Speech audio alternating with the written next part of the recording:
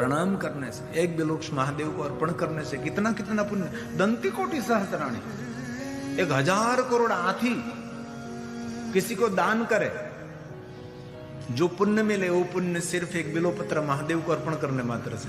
1000 करोड़ हाथी किसी ने देखा है? अफ्रीका के जंगल में भी 1000 करोड़ हाथी नहीं है, अतिशोक्ति कहते हैं ना उसको। तो 1000 करोड़ हाथियों का दान हम नहीं कर सकते ये पुण्य एक बिल्वपत्र महादेव को चढ़ाने से। लेकिन बिल्वपत्र कौन चढ़ा सकता है? जो बिल्ववृक्ष की सेवा करता है। जिन्होंने कभी बिल्ववृक्ष की सेवा नहीं की वो कभी बिल्वपत्र महादेव को चढ़ाने का अधिकारी नहीं है। इसलिए बहुत सेवा करनी पड़ती है, इसलिए बहुत सेवा करनी पड़ती है। मैं दिल से कहता हूं बिल्ववृक्ष की सेवा करो, आपकी कामना, आपकी मनोकामना धीरे धीरे सब कुछ ठीक होने लगी जाए। भगवान धीमहि बुद्धि को दीक्षित करते हैं। बिल्ववृक्ष 24 घंटे प्राण देता है, वातावरण को सुगंधित भी करता है, वातावरण को प्राणवंत करता है। इसीलिए बिल्ववृक्ष की महिमा। बबुल की क्यों महिमा नहीं भाई? बबुल भी वृक्ष है तो उसकी क्यों महिमा में ऋषि मुनियों ने नहीं गाई? बिल्ववृक्ष की महिमा क्यों गाई? क्योंकि बिल्ववृक्ष एक औषधि वृक्ष है। पीपल वृक्ष की महिमा क्यों गाई? क्योंकि पीपल वृक्ष एक औषधि वृक्ष है। वट वृक्ष की महिमा क्यों गाई? तो कि वट वृक्ष एक औषधि युग है। नीम के वृक्ष की महिमा क्यों गाई? नीम का पेड़ ये भी एक औषधि वृक्ष है। और शिवपुराण ग्रंथ में सभी बहुत सारे वृक्षों की महिमा गाई है। इनमें बिल्ववृक्ष की महिमा पहले गाई गई। और शिवपुराण ग्रंथ में तो वहां तक कहा, कोई भी मनुष्य अति तानांग तान, दुर्गम स्थान पर कोई मनुष्य वृक्ष लगाता है, वृक्ष लगाने का काम करते हैं, वृक्ष की सेवा करते हैं, वृक्ष बड़ा करते हैं, उनकी गई हुई पीढ़ी और आने वाली पीढ़ियां दोनों को सुख मिलता है। इसलिए हमारे शिवपुराण ग्रंथ में वृक्ष लगाने की बहुत महिमा है। और दूसरी बात, कोई व्यक्ति एक वृक्ष को काटता है उनको 100 बच्चों की हत्या का पाप लगता है। इसलिए कभी वृक्ष काटना नहीं चाहिए। वृक्ष हमारा जीवन है। जो धरती पर वृक्ष नहीं रहेगा तो मनुष्य जाति जीवित ही नहीं रहेगी। मैं वैज्ञानिक समझा रहा हूं। और आप कितने भाग्यवान है कि इतने सुंदर जंगल में रहते हैं। यहाँ 100% प्राणवंत वायु है। थोड़ा सा खाने पीने में आप ध्यान रखो ना, थोड़ा सा खाने पीने में ध्यान रखिए आप, तो इस प्रांत में 100 साल से ज्यादा आप धरती पर रह सकते हो। इतना सुंदर ये विस्तार आपका है। लेकिन खाने पीने का ढंग नहीं, इसलिए जल्दी हम मर जाते हैं। मदिरा पान करते हैं, मांसाहार करते हैं तो जल्दी मृत्यु हो जाती है। दूसरों को मारकर खाते हैं तो हम भी जल्दी मर जाएंगे ना। इसीलिए दूसरों को जीवन दान देकर जो जीते हैं उनको लंबा जीवन मिलता है। ये बात शास्त्र की बात है। और ये कथा सुनकर कुछ भी न हो जाए, जिन्होंने बहुत सारे हमारे युवान भाई बहनों ने सेवा दी कथा में, बहुत सारे दाताओं ने दान दिया है, बहुत सारे जजमान बने हैं। ये जजमानों का, दाताओं का, स्वयं सेवकों का, जो कथा आयोजक है, उनका मंगल तब होगा इनमें से कोई एक व्यक्ति व्यसन मुक्त बने, कोई एक व्यक्ति शुद्ध शाकाहारी बने, तब उसको पुण्य मिलता है। इसलिए पुण्य मिलता है। इसलिए साधु जैसा जीवन जिए। ये तो सप्त ऋषियों की सुंदर प्राणवंत भूमि है। तो एक बिल्ववृक्ष महादेव, एक बिल्वपत्र महादेव को अर्पण करने से दंती कोटि सहस्त्राणी, दंती कोटि सहस्त्राणी, 1000 करोड़ हाथी का कोई दान करे, जो पुण्य मिले वो पुण्य एक बिल्वपत्र महादेव को चढ़ाने मात्र से। लेकिन पहले सेवा करनी पड़ेगी। वाजपेयी शतानि कोई वाजपेयी यज्ञ करे, सैकड़ों सैकड़ों यज्ञ करे, जो पुण्य मिले वो पुण्य एक बिल्वपत्र महादेव को चढ़ाने मात्र से। और दूसरी बात, कोटि कन्या महादान, एक बिल्व शिवार्पणम्, एक बिल्व शिवार्पण। 1 करोड़ कन्याओं का दान करें। कन्यादान, जैसे बेटी है तो बेटे का विवाह करते हैं ना, तो कन्यादान करते हैं, उसको भी कन्यादान, उसका भी वर्णन है। कन्या को जो जो आप कुछ देते हैं वही दान है। कन्या का दान नहीं, कन्या को जो दिया है वही दान है। इसलिए हमारी परंपरा में हम बेटी को कभी खाली हाथ विदा नहीं करते। इतना कुछ देते, इतना कुछ देते, इतना कुछ देते हैं। और भारत की एक गरिमा है, कोई बेटी को बाप के आगे कभी मांगना नहीं पड़ता, मांगे बिना बाप सब कुछ देता रहता है, सब कुछ देता रहता है। बेटे के विवाह में कम खर्च करेगा, बेटी के विवाह में कम खर्च करेगा, बेटी के विवाह में कभी कम नहीं खर्च। मेरी बेटी को कल कोई ताना न मारे।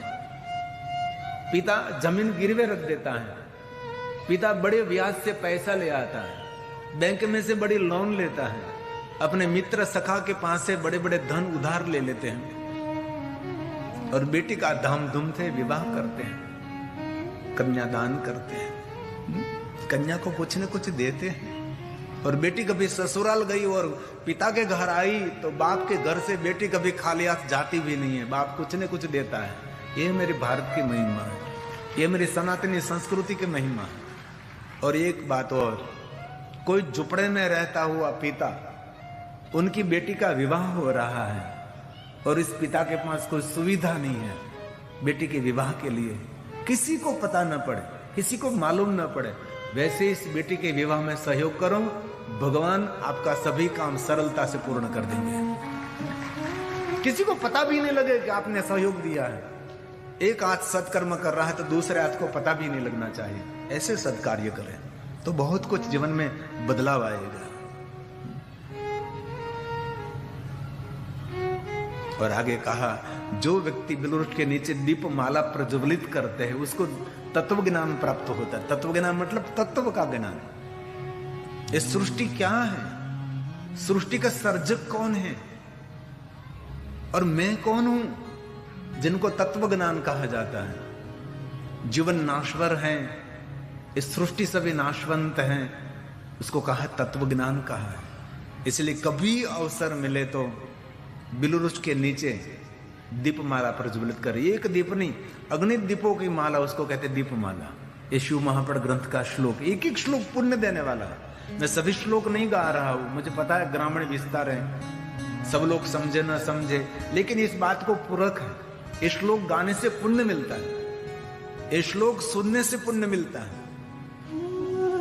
अभी तो आपको पता नहीं लगेगा, 9 दिन आप साधना के रूप में कथा सुनोगे, कथा पूर्ण हो जाएगी 9 दिन। और 9 दिन की कथा सुबह में रखी है हमने, 9 से 12 साढ़े 12 बजे तक कथा पूर्ण कर देंगे। आखिरी दिन जो कथा है, रोज को हमारा 2 से 5 बजे का समय, लेकिन अंतिम दिन सुबह का समय है। जल्दी जल्दी सुबह में उठ कर आना है 9वें दिन, और 12 बजे सबके लिए महाप्रसाद, रोज महाप्रसाद।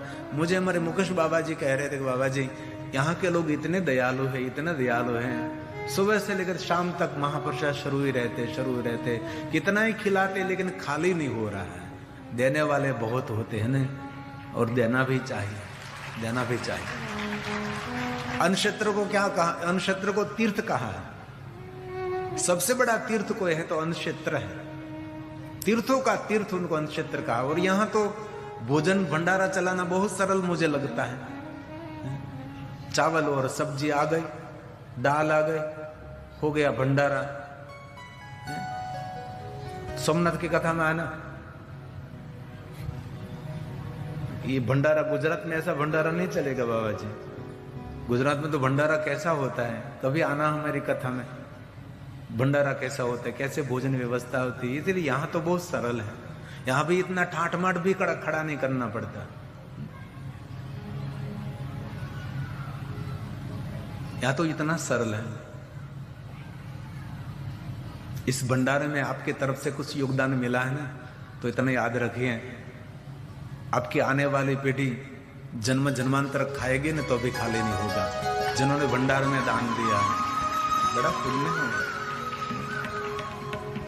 तो शिव महापड़ ग्रंथ में कहा, बिल्व मूले दीपमाला, बिल्व मूले दीपमाला कल्पयति सादरम। बिलवृक्ष के नीचे दीपमाला प्रज्वलित करके जो मन में संकल्प करेंगे वो संकल्प सिद्ध हो जाएगा। अनुभव तो करना, कभी अनुभव तो करना, कभी स्नान करके पवित्र होकर बिलवृक्ष के नीचे गाय माता का शुद्ध घी हो, अथवा गाय माता का घी न मिले तो तिल का तेल हो, ये न मिले तो सरसों का तेल हो, ऐसे चारों तरफ दीपमाला प्रज्वलित करें। और नीचे बैठकर भगवान शिव जी का स्तोत्र का मंत्र जाप करें और जो कुछ मन में कल्पना करे भगवान शिव जी आपकी कल्पना पूर्ण करेंगे और तत्व ज्ञान देंगे। स तत्व ज्ञान संपन्नो महेशांत गतो भवे महेशांत गतो। संसार का सभी सुख भोग करने के बाद जीवात्मा की अधोगति नहीं होगी, जीवात्मा की शिव गति होगी, महादेव का लोक उनको मिलेगा। और कहा जो व्यक्ति बिलवृक्ष की सेवा करते हैं उसकी कामना पूर्ति होती है। और आगे कहा जो व्यक्ति बिलवृक्ष के नीचे भोजन करता है उसको तीर्थ में भोजन करने का फल मिलता है। और एक मैं बात पूछ सकता हूं, सच बोलना, कौन है जो इसमें कथा सुन रहा है जिनके घर के आंगन में और घर के पीछे बिलवृक्ष है? घर के आंगन में, क्या बात है, वाह वाह, बहुत तालियों के द्वारा धन्यवाद मैं देता हूं, बहुत हृदय से मैं आदर करता हूं। घर के आंगन में बिलवृक्ष मतलब आपके घर के आंगन में सभी तीर्थ निवास करते हैं। आपके घर के आंगन में साक्षात शिव निवास करता है। मूल में ब्रह्मा, मध्य में विष्णु, अग्रभाग में शिव है। आपका घर का आंगन कोई सामान्य आंगन नहीं है। और जिनके आंगन में बिलवृक्ष रहता है उनके आंगन में कोई यमदूत नहीं आते, कोई अपवित्र प्रेत आत्मा वहां प्रवेश नहीं कर सकती। जिनके घर के आंगन में बिलवृक्ष है उसका आंगन नहीं, वो तो पृथ्वी के जितने तीर्थ हैं सभी तीर्थों का निवास है, वही आंगन है जिनके आंगन में बिलवृक्ष है।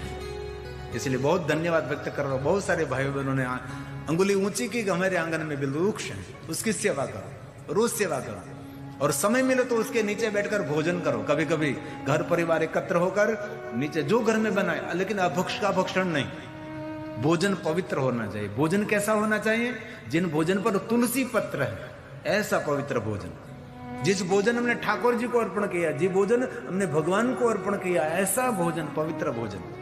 कल मुझे बाबा जी के बहुत सारे सेवक समुदाय मुझे मिलने के लिए आए थे। कहते बापू हम प्याज और लहसुन भी नहीं खाते, हम शुद्ध शाकाहारी, शुद्ध शाकाहारी, बाबा की कृपा है, शुद्ध शाकाहारी। मुझे इतना गौरव हो रहा था। दिखने में इतने वनवासी लगते थे, दिखने में ऐसे जंगलवासी लगते थे, लेकिन वो जो बोलते थे लगता है वो ब्राह्मण से कम नहीं है, ब्राह्मण से कम नहीं है, ऐसे पूज्य लगते थे। हमने जीवन को परिवर्तन कर दिया। इसलिए कभी अवसर मिले तो बिलवृक्ष के नीचे बैठकर भोजन करे तो तीर्थ में भोजन करने का फल मिलेगा। और आगे कहा कभी अवसर मिले तो शिवरतम बोध्यस्तु सर्वदा, जो महादेव का कोई परम भक्त है उसको बिलवृक्ष के नीचे भोजन कराओ। तो एक को भोजन कराओगे तो एकम वा कोटि गुणितम। एक कोई महादेव का भक्त है, कोई भी जाति का, कोई भी ज्ञाति का, कोई भी वर्ण का, कोई भी देश का, कोई भी वेश का, कोई भी मनुष्य जो महादेव का परम भक्त है, शिवपुराण ग्रंथ में कहा है, उनको एक को बिलवृक्ष के नीचे भोजन कराने से 1 करोड़ मनुष्य को भोजन कराने का फल मिलता है। और दूसरी बात ध्यान दीजिए, ध्यान दीजिए, थोड़ी देर ताले नहीं, ध्यान दीजिए। बिलवृक्ष के नीचे कोई परम शिव भक्त, कोई साधु, कोई सन्यासी, कोई ज्ञानी है, ऐसे कोई त्यागी बाबा जी है, ऐसे कोई परम संत है, लेकिन पहचानते होना चाहिए संत है या नहीं है, साधु है नहीं है। कोई ऐसे कोई शिव भक्त आपको मिले और बिलवृक्ष के नीचे बैठाकर उसको खीर का भोजन कराओगे तो आपके कुल में कभी निर्धनता, स दरिद्र न जाए, तो उसके कुल में कभी निर्धनता नहीं जाएगी, उसके कुल में कभी दरिद्रता नहीं जाएगी। इसलिए कभी अवसर मिले। बाबा जी मुझे कह रहे थे एक दिन प्रसाद में खीर भी रखी है। खीर किस दिन रखे? सोमवार के दिन, रविवार के दिन। बाबा जी एक दिन खीर रखी, आज रखी, आज खीर है 6 बजे, आज गुरुवार इसीलिए तो शुक्रवार है, आज खीर रखी। मुझे पता नहीं, बाबा बोलते मुझे सुनाई नहीं देता। क्या कहते करूं भाई, सुन लीजिए। कल आज खीर, जय संतोषी मां। शुक्रवार है ना, आज शुक्रवार। कल शनिवार, कल हनुमान चालीसा का पाठ करेंगे। कल हम खीर का भोजन। और बहुत समय पहले हमारी गुजरात में कथा थी, तो ज्यादातर गुजरात में कथा में भंडारा रहता है। भंडारा कैसा होता है पता है ना आपको? कभी आना भंडारे में, क्या भंडारे में एक ट्रक भर के बूंदी, एक ट्रक भर के गांठिया, एक ट्रक मोहनथाल, इतना भोजन व्यंजन गुजरात की, लेकिन यहाँ बराबर है। लेकिन खीर तो एक कथा में भोजन की व्यवस्था नहीं हुई थी। तो मैंने पहले दिन सुना कि यहाँ इस कथा में, कथा पूर्ण होने के बाद भोजन की कोई व्यवस्था नहीं है। तो ये जो गुजरात का भंडारा है ना, टेलीविजन में देख रहे हैं, बहुत लोग होते हैं वहां, बहुत लोग होते हैं, बहुत मतलब अकल्पनीय लोग होते हैं। कथा सुनने वाले भी इतनी बड़ी संख्या में होते हैं। अभी मैं इस कथा पूर्ण करके मैं जा रहा हूं अमरापुर में कथा, ये कथा का भंडारा है, देखो टेलीविजन में गुजरात का। ये हमारी पहली लाभ पंचमी की कथा थी ना, जयेश भाई पटेल ने कथा की थी। ये कथा पूर्ण होने के बाद ये भंडारा चलता है।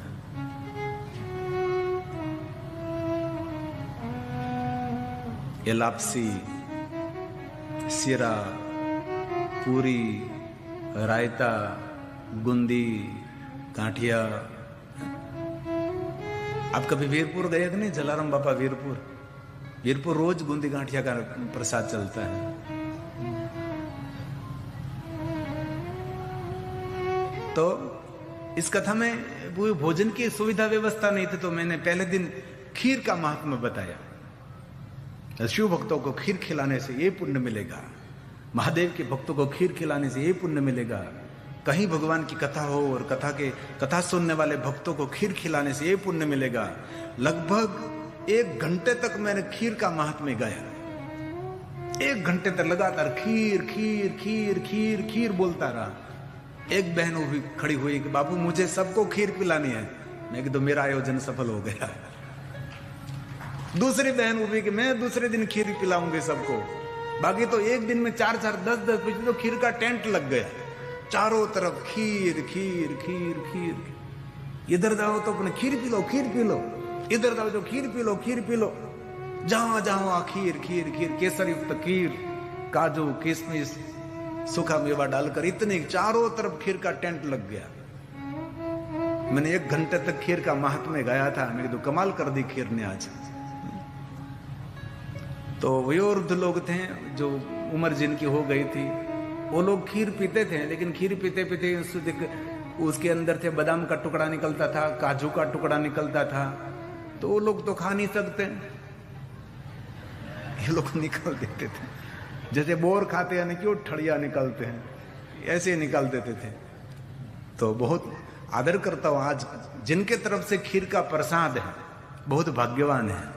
भंडारे में आज खीर का प्रसाद है, आदर से लेना, प्रेम से लेना खीर। सतत तत्व ज्ञान संपन्न हो। तो कभी अवसर मिले तो बिलवृक्ष के नीचे कोई शिव भक्तों को बिठाकर खीर का भोजन कराना। एक श्लोक में का अंतिम श्लोक, आखिरी श्लोक। बिल्व मूले क्षीर युक्तम भोजेन संयुतम यो दद्या शिव भक्ताय सदरिद्रो न जायते सदरिद्रो न जायते। ये लक्ष्मी के तप के द्वारा वृक्ष प्रकट हुआ है। एक बार लक्ष्मी जी और विष्णु भगवान दोनों के बीच झगड़ा हो गया। विष्णु 1 शब्द बोले, लक्ष्मी 3 शब्द बोले, लक्ष्मी 3 शब्द बोले तो विष्णु 4 शब्द बोले। विष्णु भगवान 4 शब्द बोले तो लक्ष्मी उसके सामने 5 शब्द बोले। जिन घर में पति पत्नी झगड़ते रहते हैं, इस घर में कभी शांति नहीं होती। कभी पत्नी बोलने लगे तो पति को मौन रहना चाहिए, और कभी पति बोलने लगे तो पत्नी को मौन रहना चाहिए। कभी संतान को बोलने लगे तो माता पिता को मौन रहना चाहिए, और माता पिता कभी बोलने लगे तो संतानों को मौन रहना चाहिए। जो मौन रहना सीख जाओगे तो घर में कभी कलह नहीं होगा, घर में कभी कलेश नहीं होगा, एक दूसरे के मन खट्टे नहीं होंगे। हर घर में कलेश होता है, हर पति पत्नी के जीवन में कलेश होता है।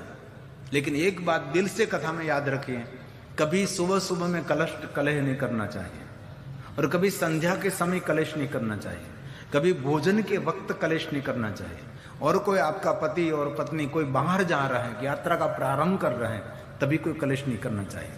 और रात्रि में कभी कलेश नहीं करना चाहिए। रात्रि में जो कलेश करते हैं उनकी लक्ष्मी रूठ जाती है।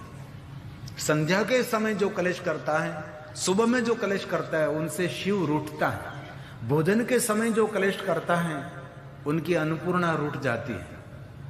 इसलिए बहुत ध्यान रखें, घर में कभी कोई थोड़ा सा भी कलेश नहीं होना चाहिए। लेकिन विष्णु के घर में जो कलेश हो रहा है, तो हमारा तो दिन कभी कोई खाली जाता होगा। हम तो रोज कर सुबह से शाम तक एक बार तो कलेश होता ही है। और जिस दिन घर में कलेश नहीं होता, इस दिन को हम दीपावली कहते हैं। जब साल में आती वो दीपावली नहीं, लेकिन जिस दिन हमने कलेश नहीं किया, इस दिन हमारे लिए दीपावली रहती है। तो यहां विष्णु लक्ष्मी और दोनों कलेश करने लगे, दोनों झगड़ने लगे। लक्ष्मी जी ने कहा कि विष्णु, आप जो मेरे सामने झगड़ते रहोगे तो मैं मेरे पिता की गुरु चली जाऊंगी। विष्णु भगवान ने कहा, जाओ, आपसे छुटकारा हुआ, घर में शांति रहेगी। विष्णु भगवान ने रोका नहीं। और लक्ष्मी जाती जाती कहकर गई, रसोई अपना आप हाथ से बनाना, देखना कितने दिन आप रसोई बनाते हैं।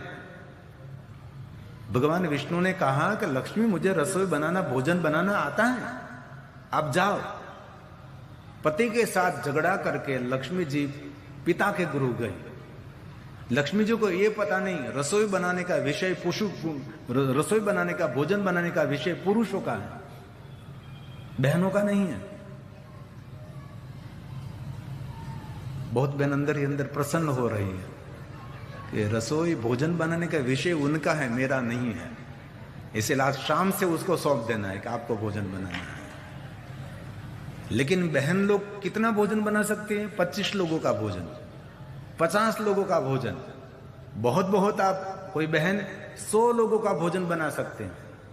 लेकिन 500 लोगों का भोजन बनाना है तो वहां बहन नहीं बनाती, वहां मेरे पुरुष भाई लोग ही बनाते हैं।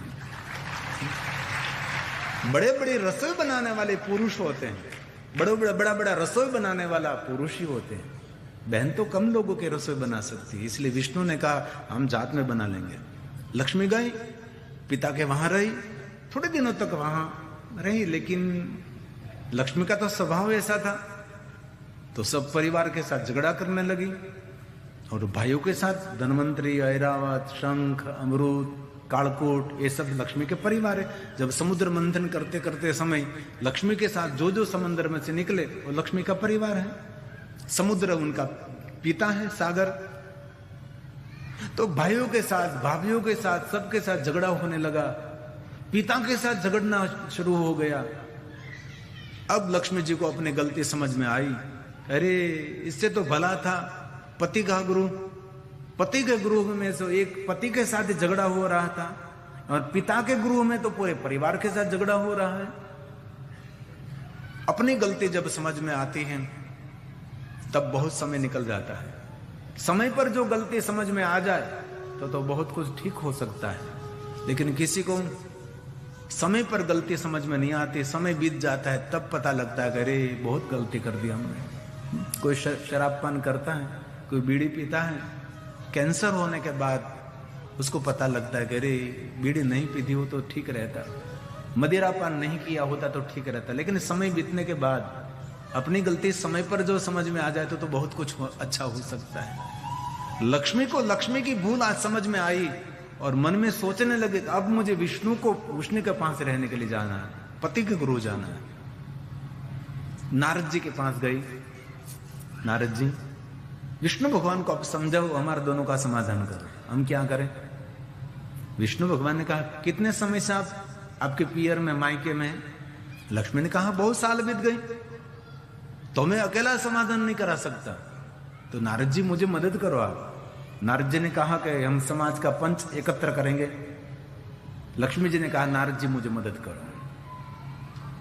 नारद जी ने कहा, चलो लक्ष्मी, हम दोनों मिलकर देवराज इंद्र के पास जाएंगे, इंद्र को साथ में लेंगे। तो देवताओं का राजा है, इसलिए पंच में इंद्र तो चाहिए। लक्ष्मी जी को नारद जी दोनों इंद्र के पास गए। इंद्र को कहा कि भाई विष्णु और लक्ष्मी जी के मन में थोड़ा सा अनबना हुआ है, थोड़ा सा कलेश हो गया, इसलिए बहुत सालों से ये लक्ष्मी उसके पिता के गुरु थी, अब कह रहे कि पति गुरु जाना है तो आप मेरे साथ पधारिए। इंद्र ने कहा चलो मैं आता हूं। ब्रह्मा के पास गए तो ब्रह्मा को भी कहा कि ब्रह्मा कहना मैं भी आता हूं। कुबेर जी धनुष्य मित्रम धन संपत्ति, कुबेर जी के पास गए तो कुबेर ने कहा चलो मैं भी आऊंगा। 4 पंच में हो गए, एक तो इंद्र, ब्रह्मा जी, कुबेर और एक नारद जी। अब लक्ष्मी जी ने कहा कि नारद जी 5वां कौन साथ में आएगा? नारद जी ने कहा कि लक्ष्मी जो पंचम महादेव आ जाए साथ में तो आपका समाधान हो गया समझो। महादेव जी जो नहीं आएंगे तो आपका कभी दोनों पति पत्नी के बीच कभी समाधान नहीं होगा। चलो महादेव के पास जाएंगे। नारद जी, इंद्र, ब्रह्मा, कुबेर, लक्ष्मी जी सब भगवान महादेव के पास गए।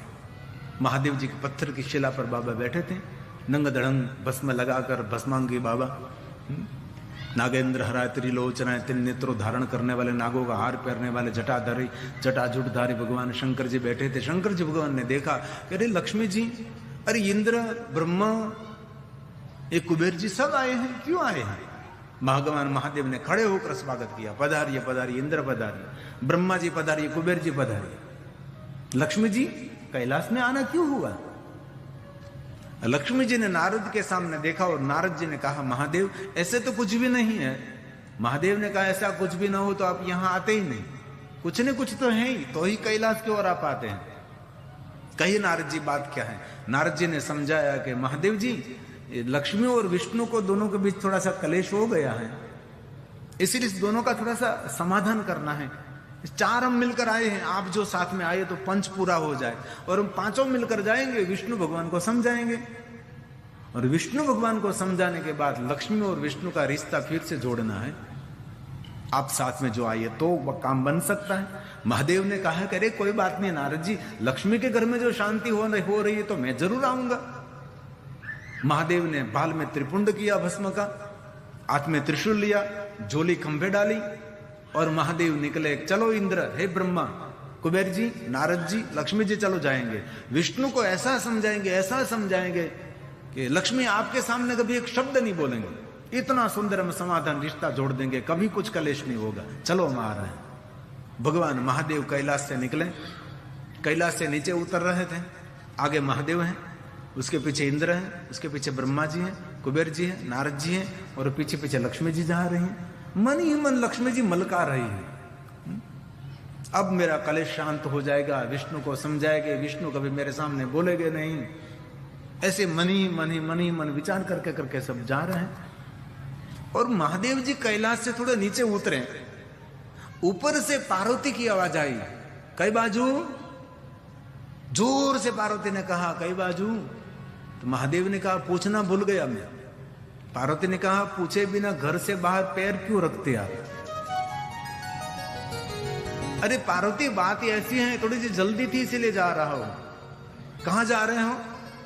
विष्णु और लक्ष्मी के बीच थोड़ा सा कलेश हुआ है, थोड़ा झगड़ा हुआ है, इसीलिए दोनों का समाधान करने के लिए मैं जा रहा हूं। अच्छा, लक्ष्मी और विष्णु का समाधान करने के लिए आप जा रहे हैं? पार्वती ने कहा पहले घर का ध्यान रखिए आप, बाद में दूसरों का समाधान करने के लिए जाइए, किसी कलेश में आपको नहीं जाना है, चलो वापस आओ। पार्वती ने मना कर दिया तो महादेव वापस आ गए। अभी पुरुषों को इतना समझना चाहिए कि महादेव जी तो पार्वती कहे वैसा करते हैं, तो हम कभी पूछे बिना पानी पी सकते हैं। महादेव जी वापस आ गए, त्रिशूल छोड़ दिया, और महादेव ने कहा लक्ष्मी जी क्षमा चाहता हूं, पार्वती पार्वती मना कर रही है, और मैं आपका समाधान करने के लिए आऊं तो आपका तो समाधान हो जाएगा, लेकिन मेरे घर में रोज कलेश आ जाएगा, इसलिए मैं नहीं आ सकती, मैं नहीं आ सकता। महादेव ने मना कर दिया। तो इंद्र ने कहा कि लक्ष्मी जी मैं भी क्षमा चाहता हूं, महादेव नहीं आते तो मैं भी नहीं आ सकता। ब्रह्मा जी ने कहा इंद्र भी नहीं आते, महादेव नहीं आते, तो ब्रह्मा ने कहा मैं कैसे आ सकता हूं, तो मैं भी नहीं आ सकता। कुबेर तो पूछने के लिए भी खड़ा नहीं रहा, कुबेर तो ऐसे ही निकल गया। ये कोई समाधान होने वाला नहीं है। लक्ष्मी अकेली हो गई। अब मन में सोचने लगी अब क्या करूंगा मैं, क्या करूंगी मैं। लक्ष्मी जी ने नारद जी को कहा कि नारद जी अब मेरा समाधान कैसे होगा, कौन विष्णु को समझाएंगे? अब क्या होगा? तब नारद जी ने बहुत सुंदर बातें कही कि सुनिए लक्ष्मी, कभी कोई जीवन में ऐसा दुखद समय आता है तब किसी के पास नहीं जाना चाहिए। ऐसा समय आता है जीवन में जो दुखों का समय है, दुख के समय पर किसी के पास नहीं जाना चाहिए लक्ष्मी। इसी समय तो कोई साधना, कोई उपासना, कोई अनुष्ठान करना चाहिए। एकांत में रहकर थोड़ा धैर्य धारण करके भगवान का स्मरण करना चाहिए, विशेष प्रकार से भगवान की पूजा करनी चाहिए, तो समय आने पर सब ठीक हो जाता है। लक्ष्मी जी ने कहा कि नारद जी मुझे कुछ मार्गदर्शन करे, अब मैं क्या करूं? नारद जी ने कहा लक्ष्मी, घनघोर जंगल में जाकर मिट्टी में से शिवलिंग निर्माण करके पार्थेश्वर महादेव की पूजा करो और पंचाक्षर मंत्र ओम नमः शिवाय मंत्र का जाप करो और कठिन आराधन करो और कठिन आराधन करके महादेव को एक बार प्रसन्न करो। महादेव जो एक बार प्रसन्न हो जाएंगे तो आपका समाधान हो सकता है। शिव जी को प्रसन्न करना पड़ेगा आपको। नारद जी ने मार्गदर्शन दिया और लक्ष्मी जी घनघोर जंगल में गई और सुंदर एक मिट्टी में से शिवलिंग निर्माण किया और जंगल में से पत्ते लाकर, पुष्प लाकर महादेव का पूजन करने लगी और दिन रात एक करके पंचाक्षर मंत्र ओम नमः शिवाय, ओम नमः शिवाय मंत्र का जाप करने लगी। निरंतर नमः शिवाय, नमः शिवाय, नमः शिवाय, नमः शिवाय। ये मूल मंत्र है, ये आदि मंत्र है, ये मंत्रों का भी मंत्र है। सप्तकोटि महामंत्र है। इस दुनिया में 7 करोड़ महामंत्र हैं, लेकिन 7 करोड़ महामंत्र का जाप का जो पुण्य मिले वो पुण्य सिर्फ ओम नमः शिवाय मंत्र के जाप करने से पुण्य मिलता है। इसलिए बहुत हृदय से कहता हूं, हलता चलता, बैसता, उठता, खाता, पीता, ऊँघता,